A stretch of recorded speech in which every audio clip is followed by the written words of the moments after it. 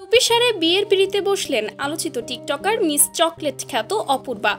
হঠাৎ করেই তার বিয়ের ভিডিও ভাইরাল হয়ে গেছে সামাজিক যোগাযোগ মাধ্যমে। আর এই ভিডিও ছড়িয়ে পড়তেই শুরু হয়েছে ব্যাপক আলোচনা। জানা গেছে প্রেমিক মর্মকেই বিয়ে করেছেন অপূর্বা।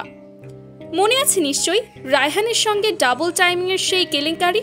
সেই ভিডিও নিয়েই তোলপাড় হয়েছিল অনলাইন দুনিয়া। এরপর সম্পর্ক ভেঙে যায় রায়হানের সঙ্গে, আর অপূর্বা হাত ধরেন মর্মের।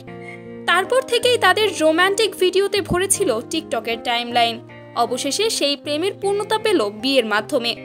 অপূর্বা নিজেই জানিয়েছেন, আমরা দুজনকে ভালোবাসি, দূরে থাকা আর সম্ভব হচ্ছিল না, তাই পরিবারকে জানিয়েছি আর তাদের অনুমতিতেই বিয়ে করেছি। গতকাল হয়েছে ছোট পরিসরে গায়ে হলুদের আয়োজন, কিন্তু কাউকে জানানো হয়নি। অপূর্বার ভাষায় হুট করেই বিয়ে হয়ে গেছে, তাই পরিবারের বাইরে কাউকেই জানানো হয়নি। একদম পারিবারিকভাবে অনুষ্ঠান সম্পন্ন করেছি। উল্লেখ্য, ডাবল টাইমিংয়ের ঘটনার পর অপূর্বা শুধু ট্রোলের শিকারী হননি, কলেজ থেকেও টিসি পেয়ে বের হয়ে যেতে হয়েছিল তাকে।